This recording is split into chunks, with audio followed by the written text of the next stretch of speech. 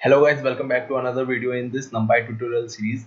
And in this video I'm gonna show you some functions, or I'm gonna explain you some functions in NumPy library which are very helpful and I use them a lot. So without wasting any more time, let's get into the coding. So let's create an array and np.array. I need to pass some values here. Let's do this. Now the first function is np.mean. Okay, and what you can do is you can just pass array here. What it is going to do, it is going to find the mean. And how do we do that? It is going to add all these numbers and then divide it by the total number of numbers. Like in this case we have three numbers, so it will add 1 plus 2 plus 3 divided by 3, although I know that most of you guys already know it. So the second function is, let's take np.std and still array standard deviation. This is the standard deviation. Okay, now the third is, let's take np.sum. Now array, it is going to add all these numbers. Now make it a little bit more complex. I'm making it a 2D array. So let's do this. 4 comma 5 comma 6, and I'm creating a 2D array here. So if I do the same thing, np.mean and array, what it is going to do, it is going to perform the mean operation on all these numbers. Okay, but what if you do not want this? Let's say 1 2 3 4 5 6.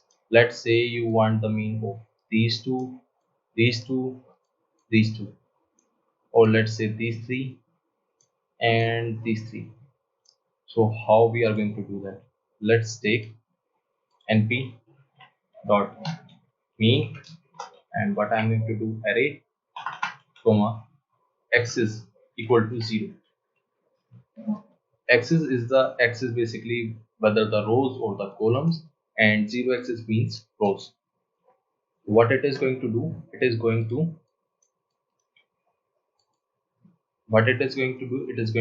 find the mean along rows. So this is the first row, this is the second row, and it is finding the mean here. So let's run this, and as you can see here we have three values.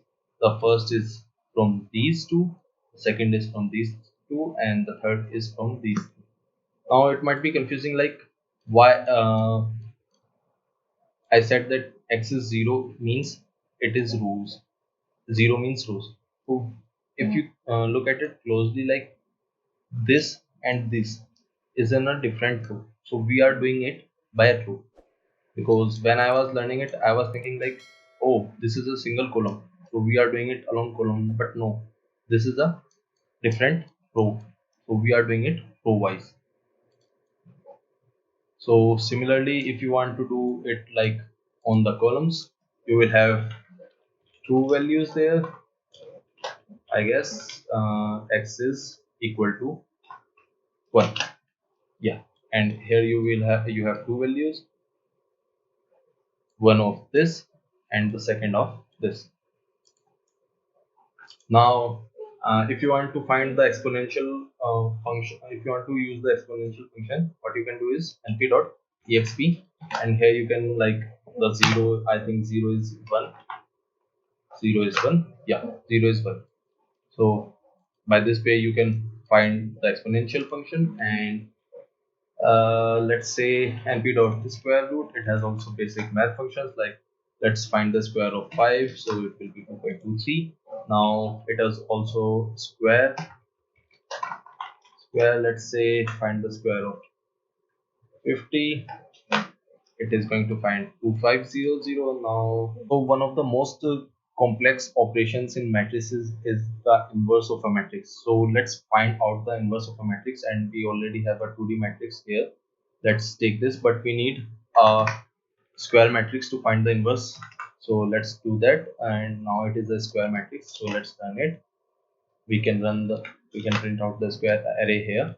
Now if we need to find the inverse of this, let's take np dot lin avg and dot np dot lin avg dot what do we need to find inverse, and here I will pass array and okay lin avg, oh lin alg, yeah.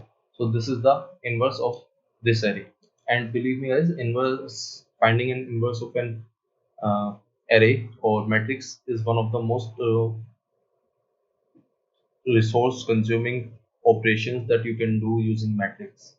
So that is very expensive in terms of computing. So I forgot a function in the first video that by which you can create a function. So let's use np dot linspace, and here I'm going to pass the lowest value, the highest value. Let's take it somewhere like, or make it 1 to 10 and then create 20. So what it is going to do, it is going to generate 20 values in the range of this at equal intervals. So let's see, it should print out every value at 0.5. So 1, 1.47. Okay, so 20 values in this is, oh yes, we cannot have 0.5, so that's why it has the equal interval. So this was it about the functions that I mostly use in Python, Python NumPy, and I hope that it was clear to all of you. So thanks for watching, and please do consider subscribing if you like this video. Thank you.